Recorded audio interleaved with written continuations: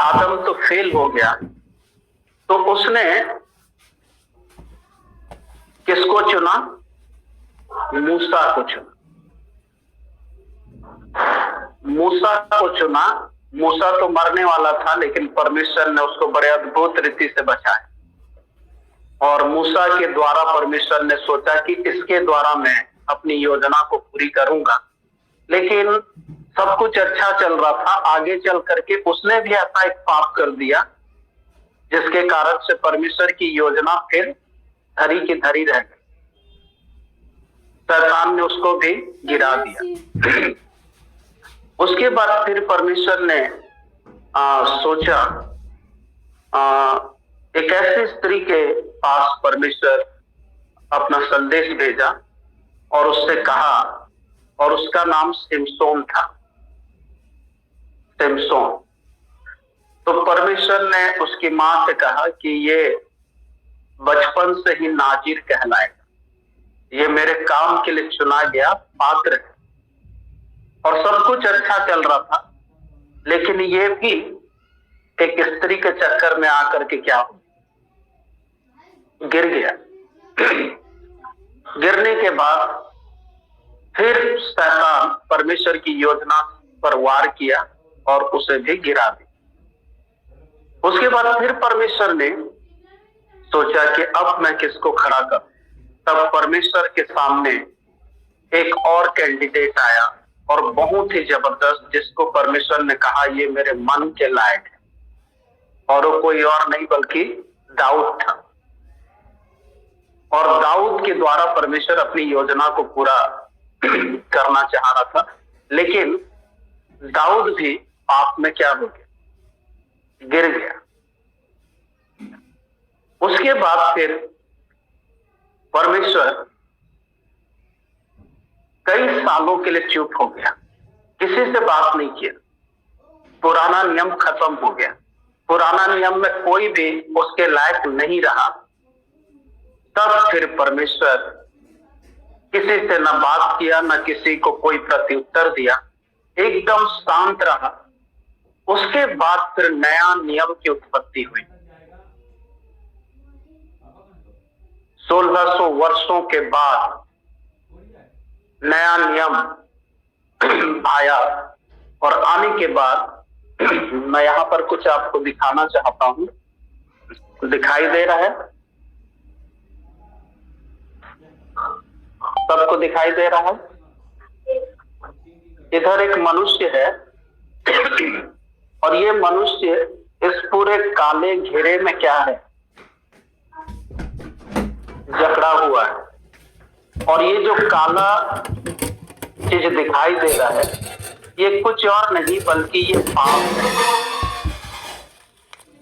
और आज दुनिया में हमारे पूरे वर्ल्ड में 195 देश हैं।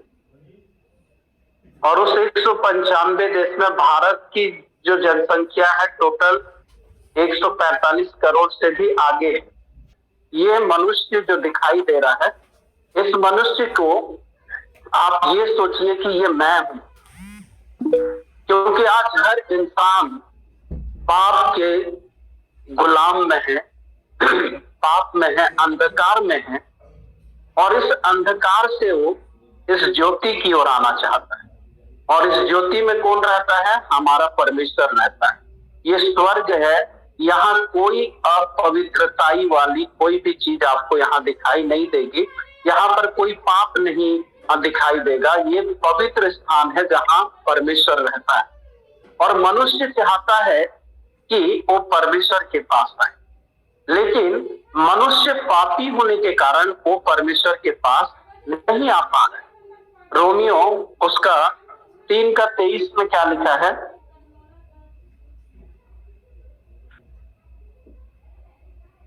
3:23।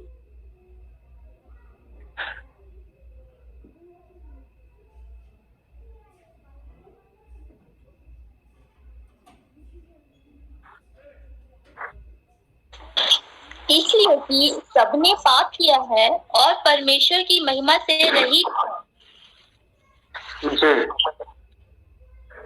नहीं लिखा है कि खाली साधु लोग पाप किए हैं या पंडित लोग पाप किए हैं या और प्रकार के जाति के लोग। लिखा है सब ने क्या किया है, पाप किया है और परमेश्वर की महिमा से क्या हो गए हैं, वो दूर हो गए हैं, रहित हो गए हैं। और जो पाप करता है उसका मजदूरी क्या है पता है? रोमियो उसका 6:23 में क्या लिखा है? सुनीता बहन बोलिए। पाप की मजदूरी तो मृत्यु है। हाँ, पाप की मजदूरी क्या है? मृत्यु है। और मनुष्य मृत्यु में जीवन को जी रहा था, वो जीवन पाना चाह रहा था, लेकिन इसे जीवन देने के लिए कोई भी नहीं था। परमेश्वर ने पुराने नियम में बहुत सारे लोगों को खड़ा किया, लेकिन सब फेल हो गए और मनुष्य पाप में जीता रहा। आज भी वो पापी कहलाता है और पाप में ही जीवन को जी रहा है। लेकिन परमेश्वर का धन्यवाद हो कि जब परमेश्वर ने देखा कि मनुष्य मेरे पास आना चाह रहा है लेकिन नहीं आ पा रहा है, तो परमेश्वर ने एक योजना बनाई और योजना बना करके उसने अपने एक लौते बेटे को मेरे और आपके लिए दे दिया। Praise the Lord. जो प्रभु के दास गीत गा रहे थे ना कि परमेश्वर ने ऐसा प्रेम किया कि अपना एक लौता पुत्र दे दिया। तो परमेश्वर के पास जाने के लिए दुनिया में कोई भी रास्ता नहीं है, दुनिया में कोई भी तरीका नहीं है। मनुष्य जो पापी है, हर मनुष्य चाहे वो कोई भी जाति, कोई भी संप्रदाय, कोई भी भाषा, कोई भी कुल का क्यों ना हो, वो हर एक व्यक्ति को यीशु मसीह के द्वारा ही परमेश्वर के पास जा सकता है। बिना यीशु मसीह के वो नहीं जा सकता। इसलिए परमेश्वर ने अपना एक लौता पुत्र को इस संसार में भेजा। परमेश्वर ने अपने जिगर का टुकड़ा को मेरे और आपके लिए दे दिया। और परमेश्वर जानता था कि मनुष्य को समझाने के लिए किसी मनुष्य को ही भेजना पड़ेगा, और परमेश्वर ने अपने एक लौते पुत्र को इस संसार में भेजा।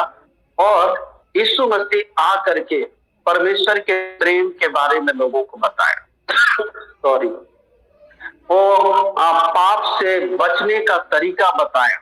उसने लोगों को झूठ मत बोलो ये शिक्षाएं दी। उसने सत्य के मार्ग पर चलने की शिक्षाएं दी। यीशु मसीह ने बड़े बड़े चिन्ह और चमत्कार किए। यीशु मसीह हमेशा लोगों की सहायता करता था, कभी भी उसने पाप नहीं किया। वचन में लिखा है दुनिया में जितने भी पैगंबर आए, बाबा आए, जितने भी ज्ञानी आए, सबने पाप किया, लेकिन यीशु मसीह ही एक ऐसा शख्स था जो बिना पाप के संसार में आया। क्योंकि इस संसार में पैदा होने के लिए दो लोगों की आवश्यकता होती है, लेकिन कहते हैं ना कि सब हम बाप का बेटा है, लेकिन यीशु मसीह के विषय में हम कह सकते हैं कि ये माँ का बेटा है। इसमें कोई मिलावट नहीं है। ये पवित्र आत्मा के द्वारा यीशु मसीह संसार में आया और आकर के लोगों की सहायता की, मदद किया और एक नमूना का जीवन जी करके दिखाया कि कैसे हमें जीना है। लेकिन उन दिनों के जो धर्म गुरु लोग थे, उन लोगों ने यीशु मसीह पर क्या नहीं किया? विश्वास नहीं किया। और वो लोग जलने लगे और सोचने लगे अगर ये ऐसा काम करते रहेगा तो एक दिन पूरी दुनिया इसके पीछे बोलेगी। और उन्होंने षड्यंत्र रचा और यीशु मसीह को झूठा इल्जाम लगा करके पकड़ा और पकड़ करके उसे क्रूस की मृत्यु दे दी। और मरने के बाद यीशु मसीह के मृत शरीर को उन्होंने कहाँ रखा? कब्र में। दिखाई दे रहा है? माफ कीजिए, ये क्या है? कब्र है। कब्र में रखा और आजू बाजू में सिपाहियों का पहरा भी दे दिया कि यीशु मसीह के मृत शरीर को कोई ले जा ना सके। इतनी कड़ी निगरानी में रखा गया और रोम सरकार का मुहर भी लगा दिया। मुहर लग जाना मतलब यहाँ पर परिंदा भी पर नहीं मार सकता। इतना कड़ा वहां पर सिक्योरिटी लगा दिया गया कि कोई भी यीशु मसीह के मृत शरीर को ले नहीं जा सकता था। लेकिन आपको मैं एक खुशखबरी बताना चाहता हूं कि ये कब्र यीशु मसीह को रोक नहीं पाया, ये बड़ा पत्थर यीशु मसीह को रोक नहीं पाया, और यीशु मसीह तीसरे दिन मृतकों में से जी उठा। हालेलुया। वो आज भी जीवित है, वो आज भी हमारी प्रार्थनाओं को सुनता है। इसलिए तो आज सबसे ज्यादा अगर किसी के पीछे दुनिया में कोई चल रहा है तो वो केवल और केवल यीशु मसीह के पीछे चलने वाले लोग हैं। अगर सबसे ज्यादा कोई धर्मशास्त्र बिक रहा है दुनिया में तो वो केवल और केवल बाइबल है। अगर सबसे ज्यादा संख्या की भीड़ देखा जाए तो यीशु मसीह के चलने वाले लोग हैं। और दुनिया में न जाने कितने लाखों करोड़ों लोग हमेशा प्रभु को ग्रहण कर रहे हैं। इसलिए ग्रहण कर रहे हैं क्योंकि यीशु मसीह अब कब्र में नहीं है, बल्कि वो जी उठा है और हमारी प्रार्थनाओं को सुनता है। आज आप और मैं क्यों प्रभु की महिमा कर रहे हैं? हमने जान लिया कि हमारा प्रभु हमारे दुखों को देखता है, हमारे जीवन के तकलीफों को देखता है। जब हम किसी के लिए प्रार्थना करते प्रभु उसको चंगाई देता है। इसीलिए तो हम कहते हैं कि यीशु मसीह अब कब्र में नहीं है, बल्कि यीशु मसीह क्या हो उठा है? जी उठा है। Praise the Lord, hallelujah. और जब यीशु मसीह जी उठा है तो यीशु मसीह ही है जो स्वर्ग तक हमें ले जा सकता है। यीशु मसीह ही है जो हमें स्वर्ग ले जा सकता है, क्योंकि इस स्वर्ग में कौन रहता है? परमेश्वर रहता है।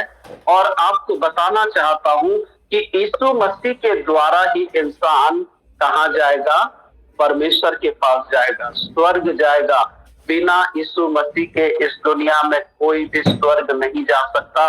परमेश्वर के वचन में लिखा है प्रेरितों के काम 4:12 में कि स्वर्ग और पृथ्वी में कोई भी दूसरा नाम नहीं दिया गया, केवल एक ही नाम दिया गया, वो यीशु मसीह का नाम है, जिसके द्वारा मनुष्य उद्धार को पाता है।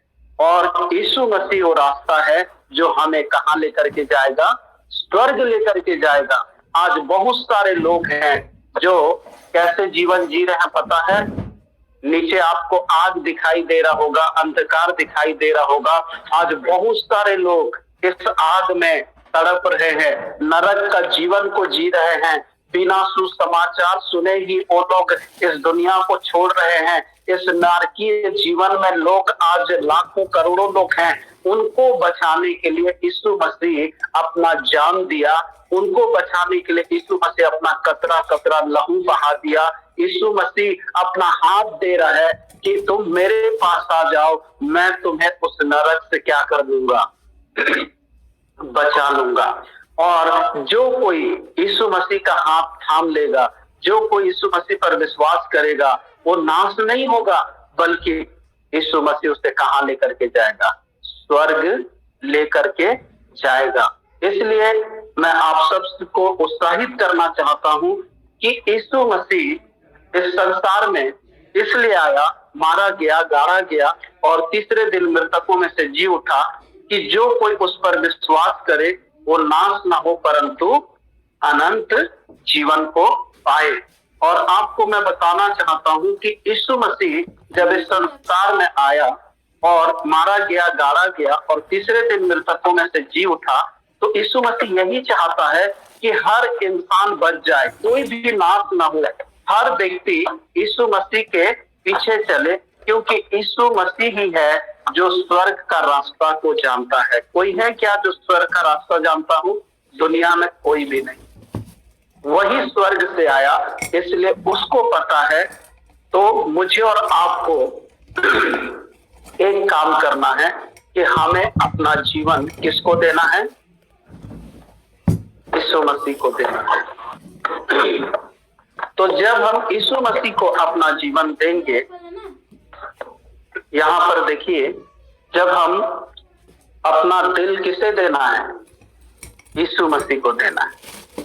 और जब यीशु मसीह को अपना दिल देंगे तो हमको 4 काम करना पड़ेगा, और ये 4 काम बहुत ज्यादा जरूरी है। इसमें से एक भी नहीं छूटना चाहिए। जो सचमुच में यीशु मसीह को दिल दे चुके हैं वो ये 4 काम किए बिना रह ही नहीं सकते। और जिन्होंने आधा अधूरा दिल दिया है वो इसमें से कुछ करेंगे और कुछ नहीं करेंगे। तो सबसे पहला काम है, जब हम अपना दिल यीशु मसीह को देते हैं तो हम सबसे पहला काम क्या करते हैं? प्रार्थना करते हैं। वो इंसान क्या करेगा? प्रार्थना करेगा। यिर्मयाह 33:3 में लिखा है, तो मुझसे प्रार्थना कर और मैं तुझे बड़ी बड़ी और कठिन बातें बताऊंगा जिन्हें तू नहीं समझता। वो हर इंसान क्या करेगा? जो दिल देगा वो हमेशा प्रार्थना करेगा। दानियल कितनी बार प्रार्थना किया करता था? 3 बार। और दाऊद कितनी बार प्रार्थना किया करता था? 7 बार। 7 बार। हाँ, याद रखो। दानियल का तो जल्दी हम बता देते हैं, लेकिन दाऊद का कई बार हम भूल जाते हैं।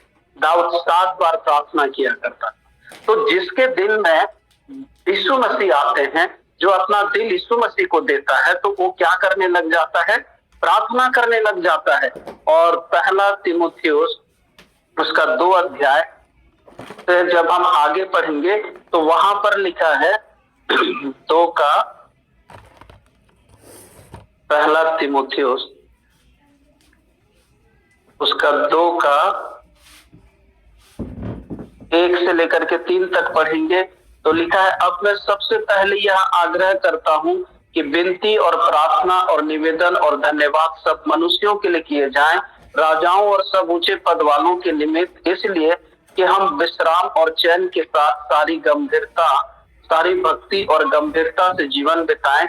यह हमारे उद्धारकर्ता परमेश्वर को अच्छा लगता और भाता है। जब हमारे दिल में यीशु मसीह आएगा तो हम क्या करेंगे? प्रार्थना करेंगे। मुकेश सर बोल रहे थे कि हम 2 बजे अभी हमने कुछ अभियान चलाया है कि हम प्रार्थना में बैठते हैं।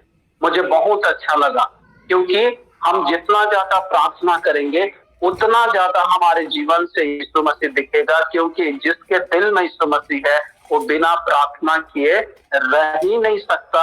इसलिए हम सबको भी क्या करना है? प्रार्थना करना है। भजन संहिता 141 का भजन संहिता 141 निकालिए और उसका 5 वचन को पढ़िए। तो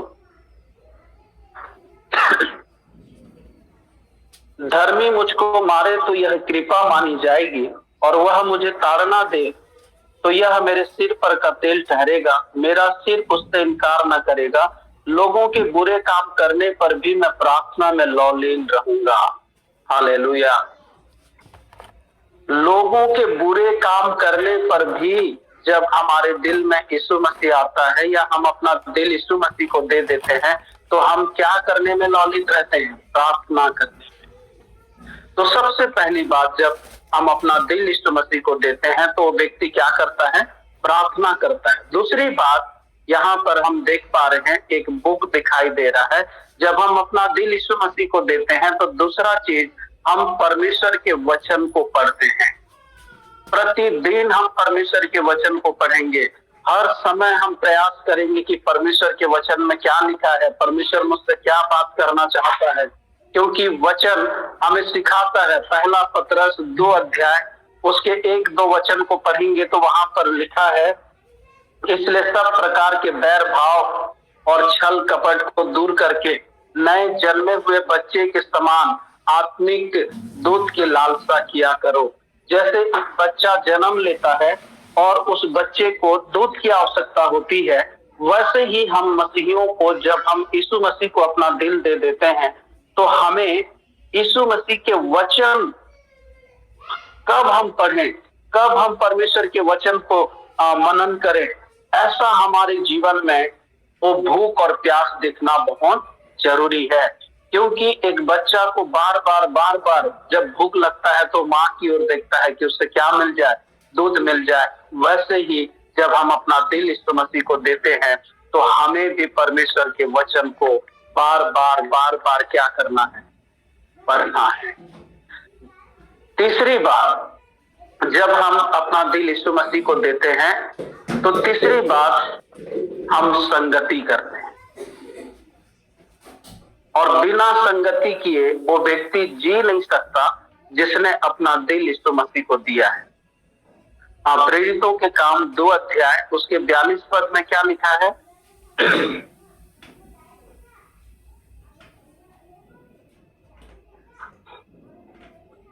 2:42, जहां पतरस प्रचार कर रहा था और लोगों के हृदय छिद गए। छिद जाने के बाद पतरस उनको सुझाव दे रहा था कि क्या करना है, और वे प्रेरितों से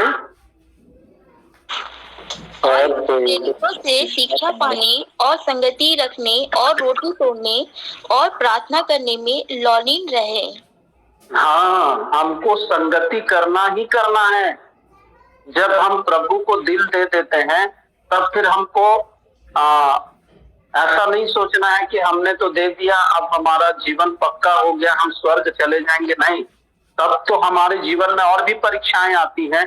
इसलिए अब हमको क्या करते रहना है? संगति करते रहना। जैसे आप गूगल मीट में संगति कर रहे हैं, आप अपने कलीसियाओं में संगति कर रहे हैं। संगति करने से फायदा ये होगा कि जो भी हमारे जीवन में कमी घटी होगी वो हम प्रभु के दासों के द्वारा या संगति में आने के द्वारा उसे हम जान पाएंगे और उसे छोड़ पाएंगे और प्रभु में आत्मिक जीवन। जिस वचन को पढ़िए तो इब्रानियों 10 का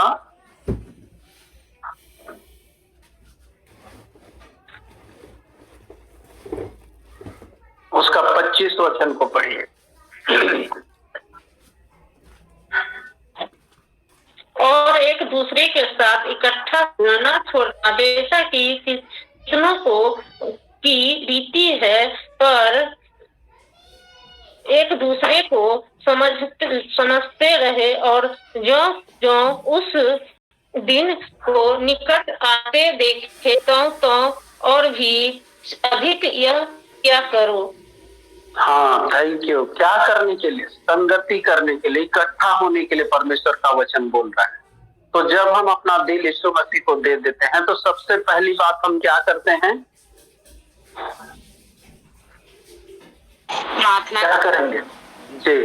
जब हम अपना दिल यीशु मसीह को देंगे तो दूसरा चीज क्या करेंगे? बाइबल पढ़ेंगे, वचन हाँ, जब हम यीशु मसीह को अपना दिल देंगे तो तीसरा चीज हम क्या करेंगे? संगति करेंगे। संगति करेंगे ही करेंगे। ऐसा नहीं कि संगति के दिन ही हम मेहमान जाएंगे, संगति के दिन ही हम ढीला हो जाएंगे, ऐसा नहीं। जिसने अपना दिल यीशु मसीह को दे दिया, तीसरा काम उसे संगति करना बहुत जरूरी है। और आखिरी बात, जब हम अपना दिल यीशु मसीह को दे देंगे तो यहाँ पर देखिए एक मैप बना हुआ है और उसके अंदर क्रॉस है, और ये इस बात को बता रहा है कि जब हम अपना दिल यीशु मसीह को दे देते हैं तो जैसा हमारा जीवन बदल गया, हमें भी दुनिया के लोगों को, यीशु मसीह जब स्वर्ग जा रहे थे इस दुनिया को छोड़ करके, तब उन्होंने अपने चेलों को बुला करके क्या कहा? मत्ती रचित सुसमाचार 28 अध्याय में